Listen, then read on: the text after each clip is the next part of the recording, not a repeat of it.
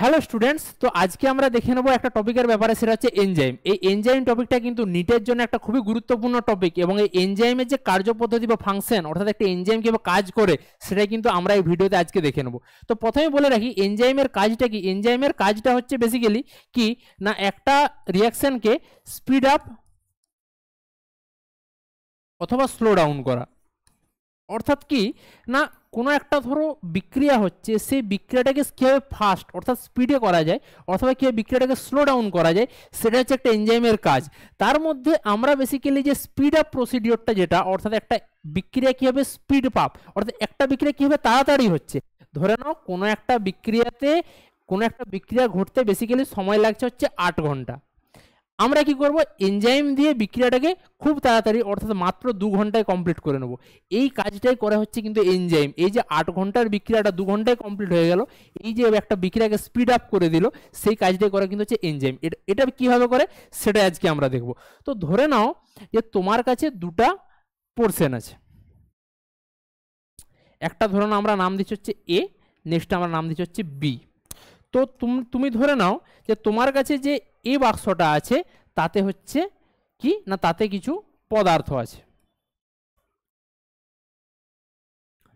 ধরে নাও তাদেরকে আমি বলছি হচ্ছে এ পদার্থ। এবার তার থেকে ধরে নাও সেটা আলটিমেটলি কনভার্ট হয়ে গেল বি পদার্থে।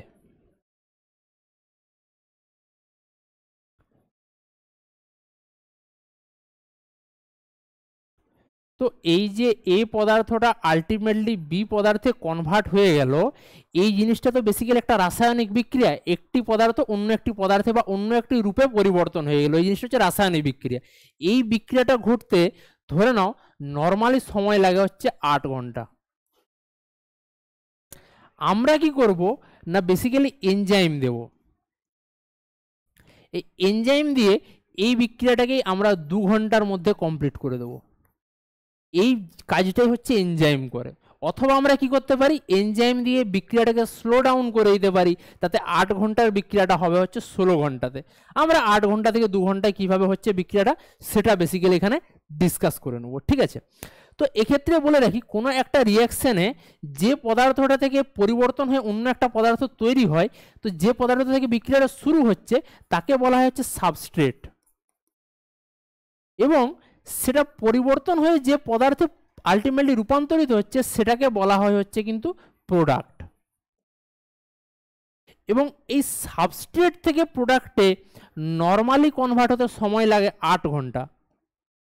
এই জিনিসটাই যদি এনজাইমের উপস্থিতিতে হয়, তাহলে কিন্তু সেই সময়টা আলটিমেটলি কমে আসে হচ্ছে 2 ঘন্টায়, বা আরও কমে যেতে পারে, যেরকম আমরা এনজাইম ব্যবহার করব। তো এই জিনিসটাই হচ্ছে আলটিমেটলি কিন্তু এনজাইমের ফাংশন বা কাজ করার পদ্ধতি। তো এটা কিভাবে করা যায়, তো প্রথমে তোমাদের বলে রাখি যে এই ঘটনাটা এনজাইম করে কিভাবে, বা এই কাজটা এনজাইম করে কিভাবে। তার জন্য আমরা এতে কি করে নিচ্ছি, আলটিমেটলি সাবস্ট্রেট নিয়ে নিচ্ছি কিছু। ঠিক আছে, এবার এই সাবস্ট্রেট থেকে আলটিমেটলি কনভার্ট হয়ে আমার প্রত্যেকটা সাবস্ট্রেট কিসে পরিণত হবে, আলটিমেটলি প্রোডাক্টে কিন্তু পরিণত হবে। এবং তার জন্য আমার দরকার পড়বে হচ্ছে এনজাইম। এক্ষেত্রে এটা সব থেকে বড় বিষয়, সেটা হচ্ছে আমাদেরকে দুটো বিষয়ের ব্যাপারে জানতে হবে। একটা হচ্ছে ধরে নাও কোনো একটা এনজাইম আছে, সেই এনজাইমের প্রথমত যে ঘটনাটা ঘটে, যে সেই এনজাইমের গায়ে এসে সেই সাবস্ট্রেটটা এসে বসে যায়। এটা ধরে নাও সেই সাবস্ট্রেট যেটা এনজাইমের গায়ে এসে বসলো। এরপর কি হয়, সাবস্ট্রেটটা নিচের আকার আকৃতি বা রাসায়নিক গঠন এই জিনিসটা পাল্টে আলটিমেটলি কি হয় না, বেসিক্যালি সাবস্ট্রেটটা কনভার্ট হয়ে যায় হচ্ছে প্রোডাক্টে। এরপরে কি হয়, এই প্রোডাক্টটা আলটিমেটলি আলাদা হয়ে চলে যায় বাইরের দিকে, এবং এনজাইমটা নিজের জায়গাতে পড়ে থাকে।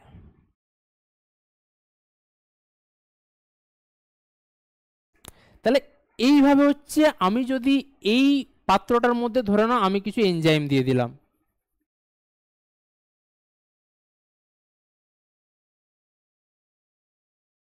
এবং এই প্রত্যেকটা এনজাইম এই সাবস্ট্রেটগুলোর উপর আক্রমণ করলো, বা বলা যেতে পারে এই সাবস্ট্রেটগুলোর গায়ে কি হলো না বেসিক্যালি অ্যাটাচ হয়ে গেল। যখনই এনজাইম আর সাবস্ট্রেট অ্যাটাচ হয়ে গেল তখন এনজাইমের উপস্থিতিতে সাবস্ট্রেটের কিছু রাসায়নিক পরিবর্তন হয়ে গেল বা ভৌত পরিবর্তন হয়ে গেল। আলটিমেটলি সেই এনজাইম থেকে কি হলো না প্রোডাক্টটা আলাদা হয়ে গেল। এইভাবে আমরা কি দেখলাম যে প্রত্যেকটা সাবস্ট্রেট থেকে কিন্তু একটা একটা করে কি তৈরি হলো, বেসিক্যালি প্রোডাক্ট তৈরি হলো প্রত্যেকটা সাবস্ট্রেট থেকে। এবার এখানে যেটা ঘটনাটা বা যে বিষয়টা এখানে বোঝার সেটা হচ্ছে যে একটা এনজাইমের যে স্থানে এসে সাবস্ট্রেটটা যুক্ত হয় সেই জায়গাটাকে বলা হচ্ছে বেসিক্যালি অ্যাক্টিভ সাইট। এবং প্রত্যেকটা এনজাইমে তার নির্দিষ্ট সাবস্ট্রেটের জন্য কিন্তু নির্দিষ্ট অ্যাক্টিভ সাইট থাকে।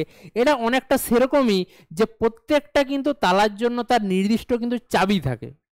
ওই জন্য এই বিষয়টাকে বেসিক্যালি বলা হয় লক অ্যান্ড কি মতবাদ, লক অ্যান্ড কি থিওরি। এনজাইমের অ্যাকশনের লক অ্যান্ড কি থিওরি, এবং এটাই কিন্তু সব থেকে বেশি বা বেসিক্যালি বলা যেতে পারে বহুল প্রচলিত যে এনজাইমের থিওরি বা উৎসেচকের থিওরি, সেটা কিন্তু হচ্ছে আলটিমেটলি এটাই। তাহলে আমরা ঘটনাটা কি দেখলাম, আমার কাছে কিছু সাবস্ট্রেট ছিল, তার থেকে আমরা এনজাইমে যোগ করে দিলাম, তার থেকে কি তৈরি হলো একটা এনজাইম সাবস্ট্রেট কমপ্লেক্স। এই যে একটা এনজাইম সাবস্ট্রেট কমপ্লেক্স তৈরি হলো, তার থেকে কি তৈরি হলো একটা এনজাইম প্রোডাক্ট কমপ্লেক্স তৈরি হলো। যে এনজাইম প্রোডাক্ট কমপ্লেক্স এটা সাবস্ট্রেটটা কিসে কনভার্ট হয়ে গেল, প্রোডাক্টে কনভার্ট হয়ে গেল। এবং আলটিমেটলি কি হলো না এনজাইম আর প্রোডাক্ট পরস্পর কি হলো আলাদা হয়ে গেল। প্রোডাক্টের জায়গায় চলে গেল, এনজাইমের পোর্শনে কিন্তু রয়ে গেল। এবং এই ঘটনাটার কিন্তু মাধ্যমে কি বলা যেতে পারে না বলা যেতে পারে যে বেসিক্যালি এনজাইম প্রথমে সাবস্ট্রেটের সঙ্গে অ্যাড হলো, পরবর্তীকালে সাবস্ট্রেটটা কনভার্ট হয়ে গেল প্রোডাক্টে। এবং তোমাদের বলে রাখি যে প্রথমে কি হচ্ছিল না একটা একটা সাবস্ট্রেট থেকে একটা যখন প্রোডাক্ট তৈরি হচ্ছিল তাতে ধরে নাও সময় লাগছিল হচ্ছে 8 ঘন্টা। বর্তমানে এই এনজাইম অ্যাড করে দেওয়ার ফলে এই ঘটনাটা ঘটতে সময় লাগছে মাত্র 2 ঘন্টা। এটা হচ্ছে বেসিক্যালি এনজাইমের কার্যপদ্ধতি। এবং এর মেন যে থিওরিটা আসে সেটা বেসিক্যালি আসে কীরকম ভাবে তোমাদের বলে রাখি, যে ধরে নাও তোমার কাছে একটা পাত্রে কিছু এনজাইম আছে এবং তাতে তুমি কি করছো কিছু সাবস্ট্রেট বাইরে থেকে আলাদাভাবে অ্যাড করছো। তাহলে ঘটনাটা কি হবে বেসিক্যালি না এই সাবস্ট্রেটগুলো আলটিমেটলি কনভার্ট হয়ে যাবে কিন্তু প্রোডাক্টে। এই ঘটনাটাই তো বেসিক্যালি এনজাইম করে থাকে। তো এখানে এনজাইমের যে কার্যপদ্ধতি বা ফাংশনটা কিভাবে কাজটা করে, তো এখানে বলে রাখি যে তোমরা জানো যে কোনো জিনিসই পরিবর্তন হওয়ার জন্য কি দরকার প্রয়োজন পড়ে, সেটা দরকার প্রয়োজন পড়েছে এনার্জি বা শক্তি। যে কোনো জিনিসই পরিবর্তন হওয়ার জন্য শক্তি লাগে। ধরো তোমাদের বেসিক্যালি বলে রাখি, ধরো তোমরা কোনো জায়গায় কোনো একটা ঘটনা বা কোনো একটা রাসায়নিক পরিবর্তন হওয়ার জন্য কিন্তু সবসময় কি দরকার পড়ে শক্তি। একটি জল গরম হওয়ার জন্য বাইরে থেকে তাপ শক্তির প্রয়োজন বেসিক্যালি হয়। ধরো তোমরা কোনো বেসিক্যালি কোনো একটা পদার্থে কোনো একটা পদার্থে কনভার্ট করতে চাইছো, কি দরকার লাগে শক্তি। ধরো তোমাদের বাড়িতে কারেন্ট আসছে, সেখান থেকে তোমাদের কি হচ্ছে বাল্ব জ্বলে উঠছে, এটা কি হচ্ছে না শক্তির পরিবর্তন হচ্ছে। তো যে কোনো জিনিসই পরিবর্তন হওয়ার জন্য বেসিক্যালি কি দরকার পড়ে না শক্তি দরকার পড়ে। এখানেও সেরকম একটা সাবস্ট্রেট থেকে যখন কোনো একটা পদার্থ প্রোডাক্টে কনভার্ট হচ্ছে অর্থাৎ একটা রাসায়নিক বিক্রিয়া ঘটছে তার জন্য দরকার পড়ে শক্তি, এবং এই শক্তিটাকে বলা হয় বেসিক্যালি অ্যাক্টিভেশন এনার্জি।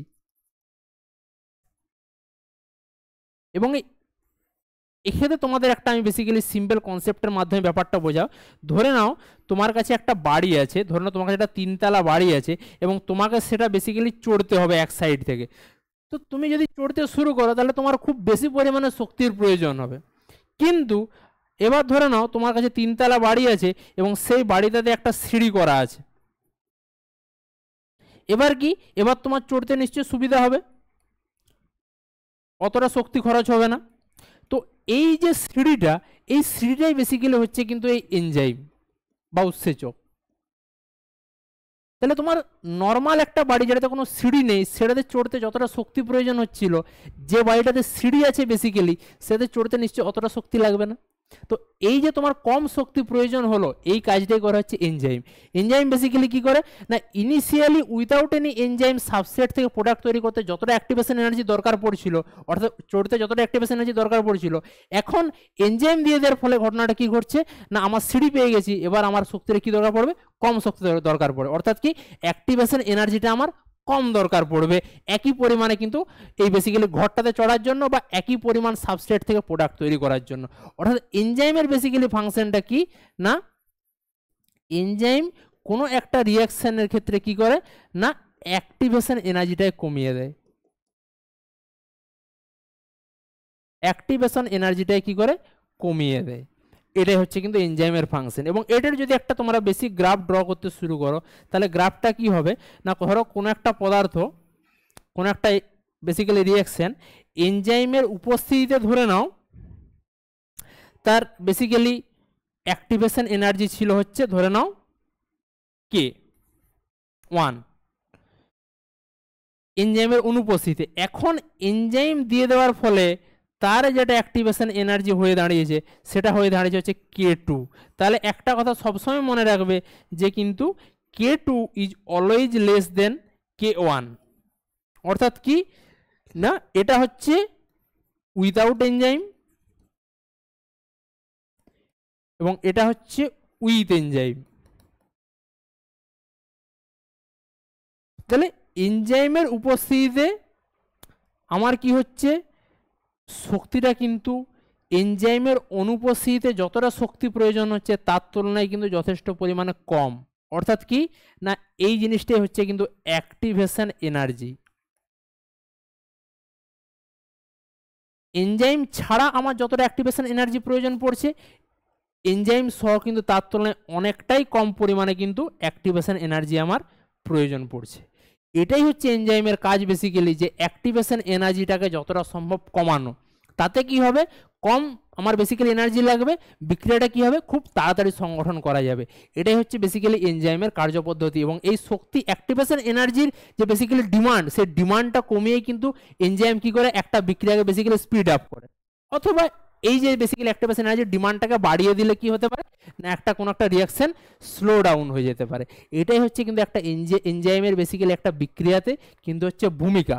এবার তোমার বলে রাখি যে এই মেকানিজমে কিন্তু ম্যাক্সিমাম এনজাইম কিন্তু এই মেকানিজমেই ফাংশন করে, ঠিক আছে। এবং এনজাইম রিলেটেড কিন্তু আরও যদি তোমরা পরবর্তী কোনো ভিডিওতে এর থেকে বেসিক্যালি অন ডিটেলসে এনজাইমের ব্যাপারে সমস্ত কিছু জানতে চাও, তাহলে কিন্তু বেসিক্যালি অবশ্যই নিচে কিন্তু কমেন্ট করো। ধন্যবাদ।